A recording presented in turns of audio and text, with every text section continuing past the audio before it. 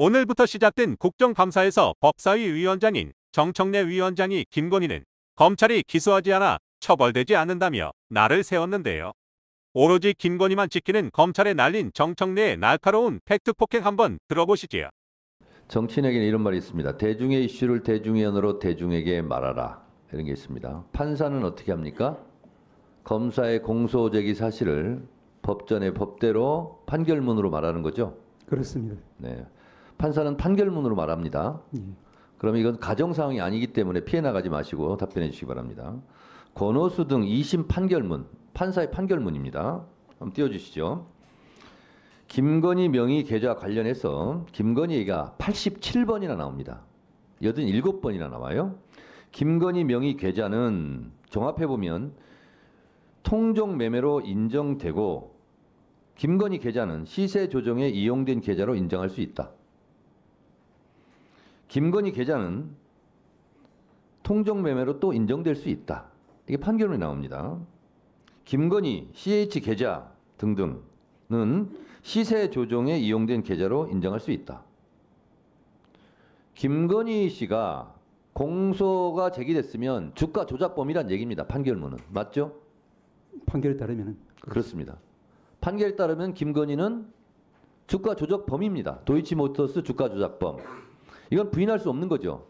권오수 등 판결문에 이렇게 나와 있으니까. 이 판결문대로라면 김건희는 주가 조작범입니다. 맞죠?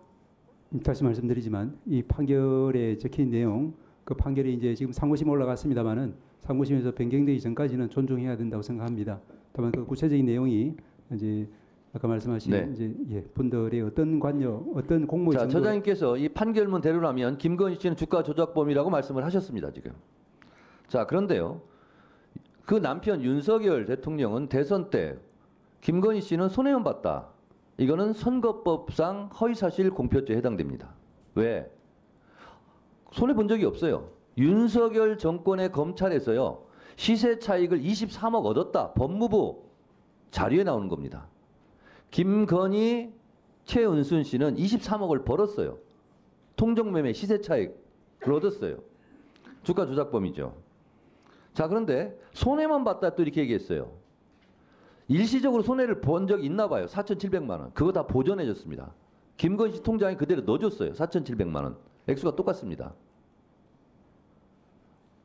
김건희 씨는 주가 조작범이고요. 또 1차 주포가 이렇게 얘기해요. 권오수 씨랑 있을 때 수익의 30~40%를 주겠다. 1차 주포에게. 그 얘기를 하는 현장에 김건희 씨도 있었다는 JTBC 보도입니다. 다 공모한 거죠. 자, 2심 판결문은 손모 씨에 대해서 처음에는 1심에서 무죄가 난 이유는 공범으로 봤기 때문에 그건 무죄다. 다만 방조범이다. 이래서 실형을 때렸습니다. 김건희 씨도 공소 제기만 됐으면 실형을 맞는 거죠. 김건희 씨가요. 2010년 그 유명한 8만 주에 12시 3,300에 때려주셈. 이렇게 주문하자마자 7초 만에 김건희 씨 대신계좌증권에서 8만 주를 3,300원에 매도하는 주문이 나왔어요. 이런 뚜렷한 증거가 있는데도 검찰이 기소를 하지 않기 때문에 판사는 판결할 수 없는 거죠. 말씀을 드려도 되겠습니까? 네, 아니 기소를 하지 않았기 때문에 판결을 못하는 거 맞죠? 말씀을 드려도 되겠습니까? 아니 제가 묻는 말이 공소 제기된 내용만 지금 판사는 판결하는 거 아닙니까? 불기소했으면 재정 신청할 수 있는데 그것도 아니고. 예, 그 일단 검찰에 공소가 있어야 판단할 수 있다는 건 위원장님 말씀 맞고요. 네. 그리고 이 판결에 따라서 이제 아까 그 공모가 인정되는지 안 되는지는 이 판결 내용을 좀 봐야지 알 것 같습니다. 자, 이 관련자들이요. 잡힌 사람들은 구속기소를 텐데 내가 가장 우려한 김건희만 빠지고 우리만 달리는 상황이 올 수도 있고 윤 쪽은 자기 마누라만 빠져나가면 나머지는 무기징역을 받든 사형을 당하든 아무 고민도 없는 사람들. 파렴치한 사람들이란 얘기예요. 그런 사람들에게 기대하고 있었으니 나도 한심하다 이런 얘기입니다. 자, 김건희 디올백도 분명히 청탁금지법 위반이에요. 제가 읽어볼게요. 청탁금지법 제8조 누구든지 공직자에게 또는 그 공직자의 배우자에게 수수, 금지, 금품 등을 제공하나 그 제공의 약속 또는 의사표시를 해서는 아니 된다. 이것도 기소를 안 하기 때문에 판결을 할 수가 없습니다. 또 김건희 관련된 얘기하겠습니다. 명태균 씨 동영 음성 좀 틀어주시죠. 매우 놀라운 일이 어제 스픽스에서 공개가 됐습니다.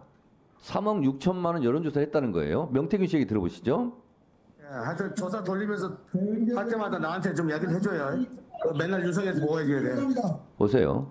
대선 기간 때 특히 또 깜깜이 기간에를 포함해서 26차례를 3억 6천 비용을 들여서 여론조사를 해줬다는 거예요. 그런데 국민의힘 대선 회계장부에는 이 명목이 없습니다. 불법이죠. 그래서 3억 6천을 달라고 비용을 추계를 했다는 얘기를 어제 강혜경 씨가 스픽스에서 폭로했습니다. 들어주시죠.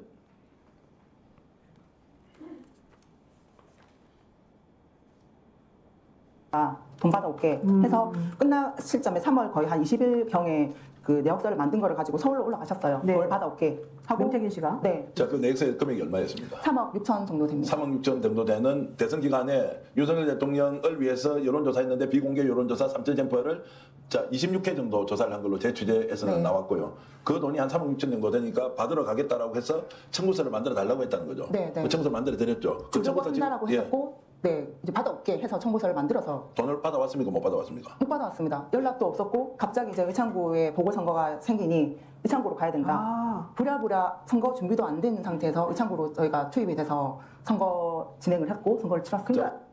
그 다음 거요. 현재 국민의힘의 책임 당원입니다.